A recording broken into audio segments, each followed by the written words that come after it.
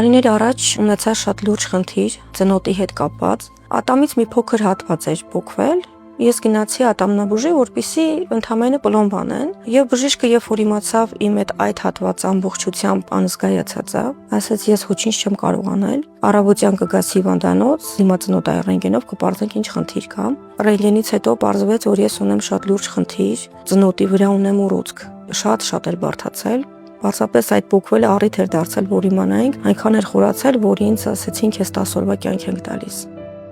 Շտապ վիրահատություն նշանակեցին ինձ։ Վիրահատեցին 3.5 ժամ տևեց։ Տարբեր տեղերով, տարբեր տեղերից անզգայացրել էին, բայց միևնույնն է, ոչ մի բան չէր թույլատրել։ Ես ամբողջ վիրահատությունը 3.5 ժամ զգացել եմ։ 150 տեղ պատրված լեզվի տակով միջև ամբողջությամբ բացել էին։ Ոսկորս 3.5 ժամ մաքրելուց հետո ասեցին մենք ոչ մի բան չեն կարող անել, բայց պետքա քո կողի ոսկորից կտրենք, այս հատվածից տեղադրենք,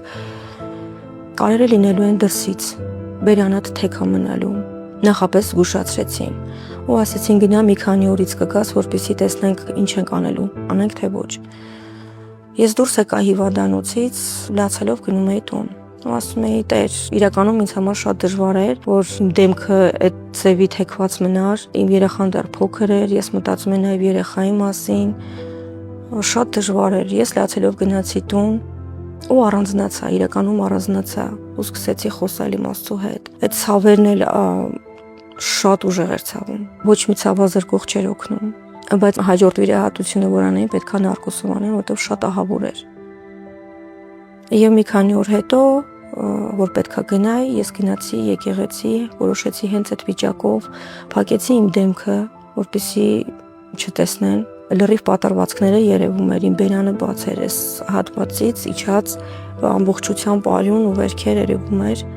անգամ չէի էլ կարողանում խոսալ, բայց այդ ժամանակ փակվեց իմ աչքը, իմ ականջը չէր լսում, ոսկորը ամբողջությամբ դուրս էր եկել ու այդ դուրս գալու պահը այնքան ցավոտ էր, ես լսում էի ձայնը ոսկորի, թե ոնց է թեքվում։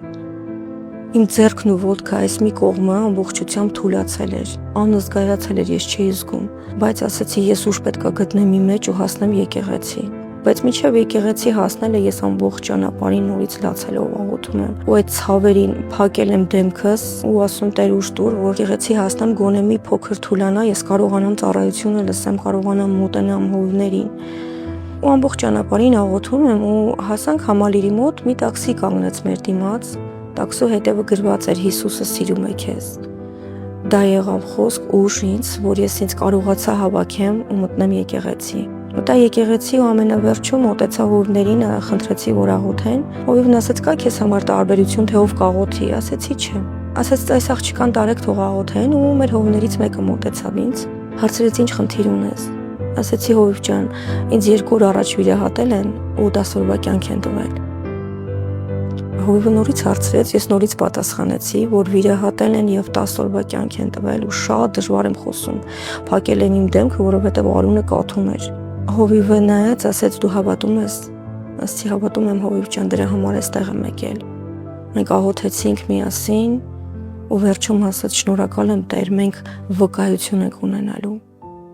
Աղոթքից հետո քուրիկիս հետ ինքը ինձ օգնեց, որ մենք դուրս գանք եկեղեցուց, որովհետև ես շատ դժվար էի քայլում։ Նստեցինք մեքենան ու տուն գնալու ճանապարհին շատ ուժեղ ցավ սկսվեց։ Ինձ չէին վիրահատում, բայց նես տպավորություն էր, ոնց որ վիրահատություն էր լինում։ Անտեսանելի ձեռքերով կարծես թե վիրահատություն էր լինում։ Ու ես զգում էի, թե ինչպես է իմ դուրս եկած ոսկորը նորից հետ գնում իր տեղը։ Եվ այն մեռած բջիջները նորից սկսում են աշխատել։ Ու կամաց աչքս բացվում է։ Երբ որ հասա տուն, հասկացա, որ արդեն լսում եմ, ու կամաց ձեռքս ու ոտքս նորից ճիշտ ցավալով, բայց նորից հետ եկավ, որտեղ ամբողջությամբ փակվել էր, սկսեց կամաց բացվել։ Ես առանձնացա նորից, սկսեցի լացելով աղոթել, որովհետև հասկացա, որ Աստված այն ինչ որ պետք է անել, արդեն արեց։ Մի քանի օր հետո գնացի նորից հիվանդանոց, երբ որ թակեցի դուռը, բժիշկը բացեց ու տեսա, որ ես եմ, զարմացավ առաջինը, որ ինձ տեսավ։ Նայելուց հետո զարմացավ ու ասեց 150 կետ ինքը ծակել է, ես զգացել եմ, բայց առաջ երբ որ ինքը դա արել էր, ես ոչինչ չէի զգում։ Ու հետո նկարեցին հենց այդ պահին, այդ ամբողջությամբ, նայեցին աչքով, ականջով, զարմացել էր բժիշկը։ Ասեց մենք տարբերություն ունենք։ Ինքը հենց զարմացած գնաց ձեռքերը լվանում էր անկյունում ու ես նայում էի մեջքով դեպի ինձ, բայց մինչև հասնել է հիվանդանոց ես աղոթում էի. Տեր, ես ուզում եմ ապրեմ։ Ես ուզում եմ ապրեմ քո գործը անելու համար։ Գիտեմ, որ ինձ 10 օրվա կյանք են տվել։ Ես կանգնելու եմ քո առաջ, չեմ ուզում դատարկ կանգնեմ, խնդրում եմ, խոսի բժշկի բերանով, որովհետև ես ուզում եմ ապրեմ, որովհետև այդ ժամանակ իմ տղան 5 տարեկան էր, ինձ շատ դժվար էր։ Ու եւ իրականում ուզում էի ապրեի, որ Աստծո փառքը վկայեի։ Եվ երբ որ հասա հիվանդանոց ու այդ բժիշկը նայելուց հետո ձեռքերը լվաց ու մեջքով կանգնած ինձ ասում է. չգիտեմ ինչի եմ ասում ու երբևէ որևէ մեկին չեմ ասել, բայց քեզ ասում եմ. գնա ու ապրի։ Նորից եմ ասում, չգիտեմ ինչի եմ ասում, բայց գնա ու ապրի։ Ու երբ որ հետո բժիշկը մոտեցավ ինձ, ես պետք է վճարեի նախորդ վիրահատության համար, ինքը նայեց ինձ, ասեց ինձ ոչինչ պետք չէ։ Դու գնա։ Ես դուրս եկա հիվանդանոցից ու փառք եմ տալիս Աստծուն, որ բացի նրանից, որ ինքը իր կյանքն է տվել ինձ, նաև իմ կյանքը մի քանի անգամ նորից ինձ տվել է, որ ես ապրեմ ու իր անունը փառավորեմ։ Այսօր ես առողջ եմ ամբողջովին, իմ դեմքի վրա չկա ոչ մի վիրահատություն, ոչ մի կար,